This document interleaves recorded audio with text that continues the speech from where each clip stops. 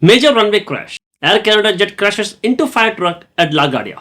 A major aviation incident unfolded at LaGuardia Airport late at night when an incoming Air Canada Express flight collided with a fire truck on the runway, leaving at least 100 people injured, many of them critically.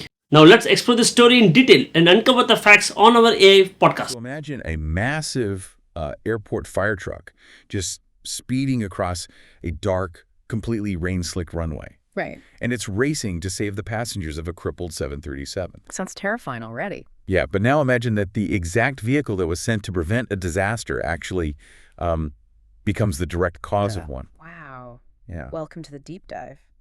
Today, we're looking at a just completely catastrophic system failure at LaGuardia Airport. Which is, one of the busiest airspaces in the world. Exactly. We've got a stack of breaking reports here, and our mission today is to, well, really reconstruct the chaotic timeline of this late-night runway collision. Right, to see how it all fell apart. Right. We want to dissect the cascading failures that led to it and help you, the listener, understand the incredibly fragile choreography of modern airport operations. Because, runway incidents do happen, they happen. But a collision that involves mass casualties and emergency responders, that is a true worst-case scenario. Yeah. It really forces us to question the absolute bedrock of our aviation safety protocols. So let's just lay out the basic facts first. Sure. This was just before 11:40 p.m. local time at LaGuardia. An incoming Air Canada Express flight specifically, it was a Bombardier CRJ-900 operated by Jazz Aviation coming in from Montreal. Okay. And it literally collided with a Port Authority fire truck right on the concrete of runway 4. And just to ground us in that moment, right? 11:40 at night means we are dealing with a totally dark airfield. Pitch black. Exactly. The visual cues that pilots and ground crews just naturally rely on during a bright, sunny afternoon, those are completely stripped away. So they're flying blind, essentially. Practically, yeah. You are suddenly relying almost entirely on runway lights, radio communications, and radar screens. Which brings us to the twist here. Because, a massive airport fire engine isn't just taking a midnight joyride on an active landing strip. No, definitely not. This wasn't some routine inspection. The fire truck was actually responding to a completely separate crisis that was unfolding at the exact same time. Right, and this is where the timeline just gets incredibly complex. We are suddenly looking at the intersection of two entirely different emergencies happening simultaneously. Okay, let's unpack this because it's wild. The fire truck had reportedly been cleared to cross runway 4 because it was rushing to reach a different plane entirely. A totally different aircraft, yeah. Right, a Boeing 737X that had just declared an emergency.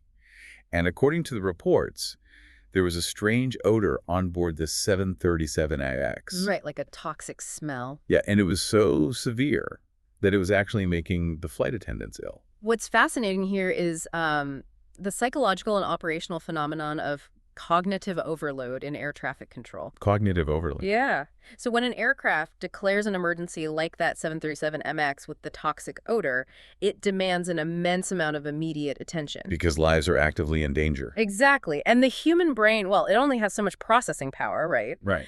The tower suddenly has to coordinate a safe landing for that stricken plane, dispatch all the emergency ground vehicles, and clear a path across the entire airport. That's a lot of moving parts. It's massive. And that single, seemingly contained emergency can demand so much focus that it momentarily breaks the broader situational awareness you need to monitor everything else. Everything else on the airfield. Yeah. Like the incoming CRJ-900. Exactly. So it's, imagine an ambulance rushing through a really busy intersection to save someone. Okay. And a distracted traffic cop accidentally waves a city bus right into its path just because the cop was too busy looking at the first emergency. That is a perfect analogy. The human brain starts funneling all its resources toward the most immediate, glaring threat, and it just drops the periphery. But wait, let me stop you there. Because I understand cognitive overload, right? We're human. Sure. But we aren't just relying on human eyes and a traffic cop's attention span anymore, are we? Don't major airports have ground radar systems and alerts designed specifically to prevent this exact thing? They do? So how does a multi-million-dollar tech grid just, lose track of a massive fire truck and a commercial jet? It's a great question. We do have advanced ground radar, but technology isn't a silver bullet. Really? Yeah, especially not in the conditions we're talking about here. Ground radar can experience clutter, especially in heavy rain, which we know was present that night. Right, it was storming. Exactly.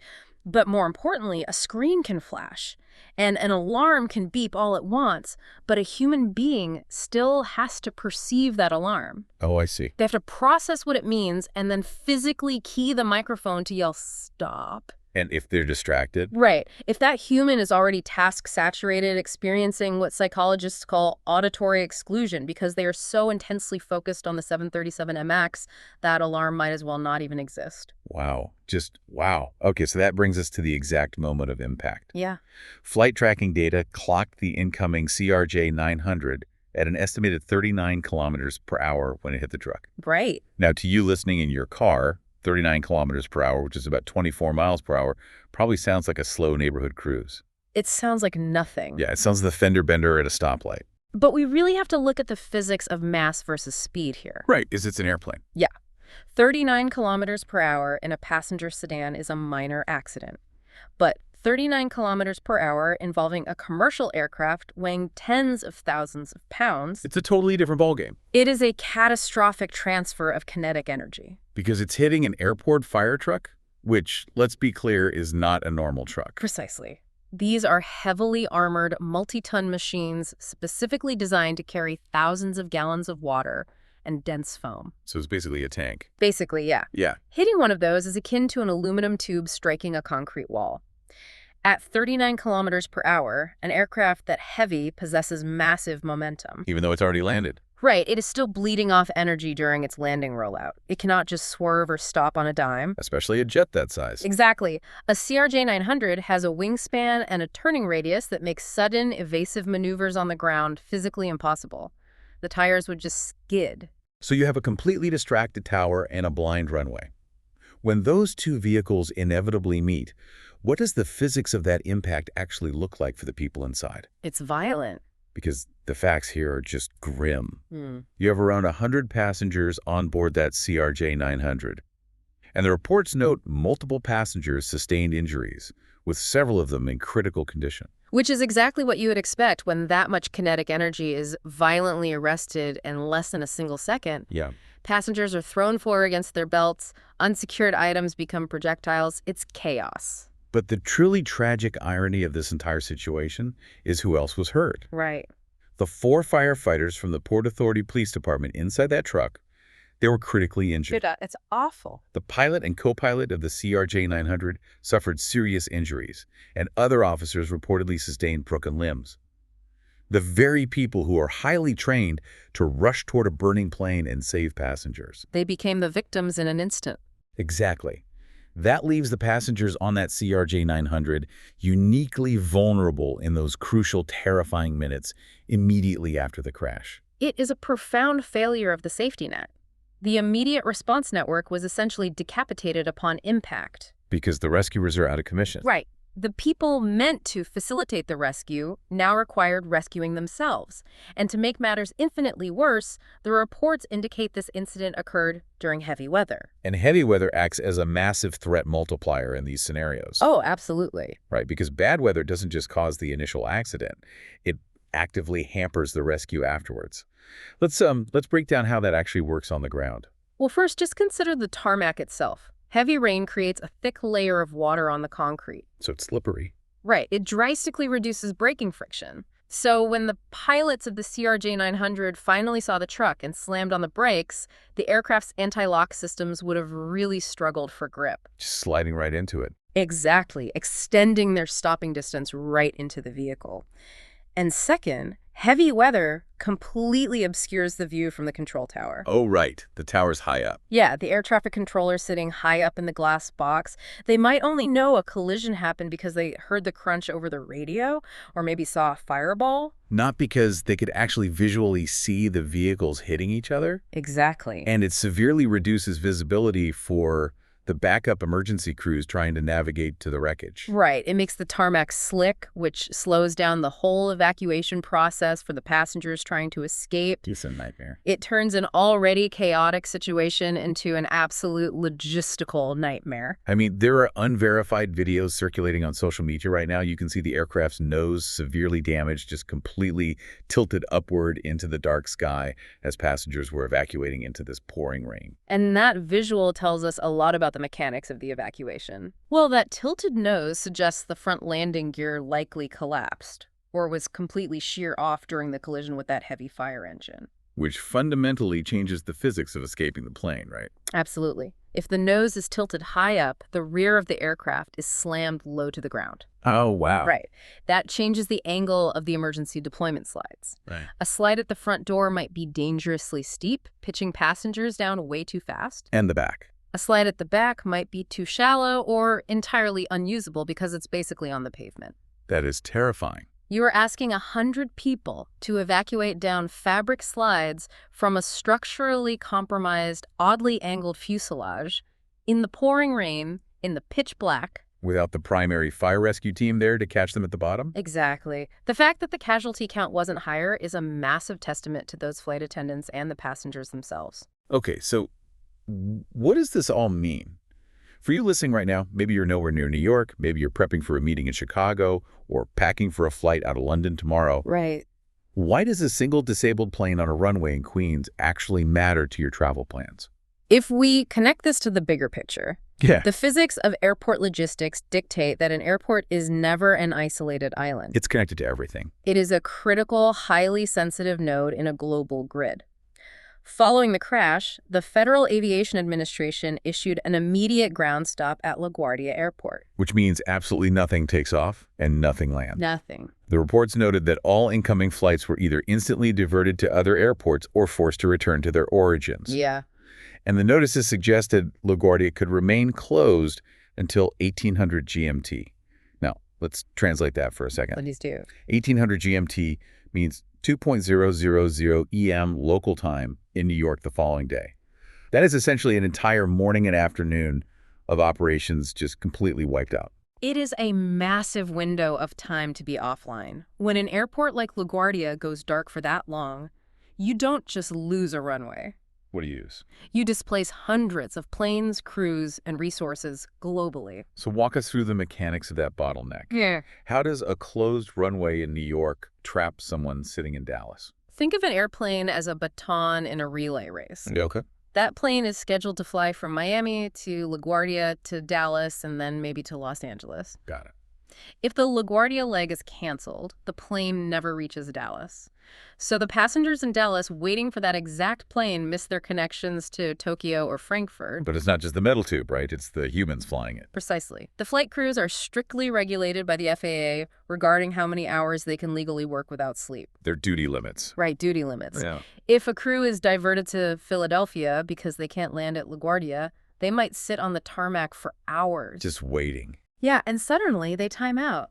They are legally barred from flying. So even when LaGuardia finally reopens, that plane in Philadelphia can't move until the airline flies a brand new rested crew into Philly just to move the jet. Oh, man. Which creates a cascading wave of delays that takes literally days to completely untangle. Exactly. This system has practically no slack, does it? Yeah. Airspace is essentially operating at maximum capacity most of the time. Almost always.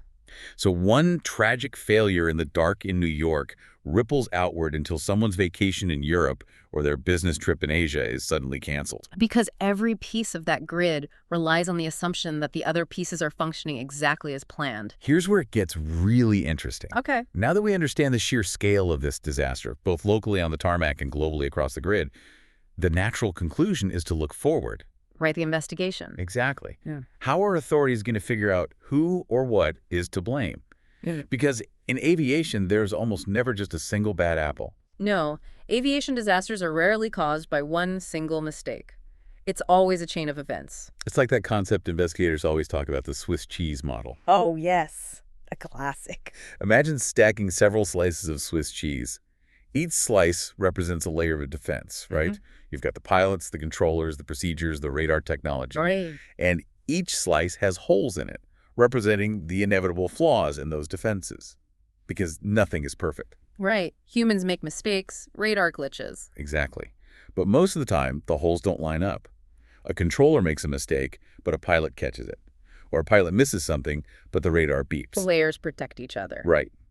But in this case, the heavy weather, the 737 MX emergency, and human communication all failed simultaneously. Yeah. The holes lined up perfectly, and the disaster slipped right through the stack. That is exactly what investigators will be looking at.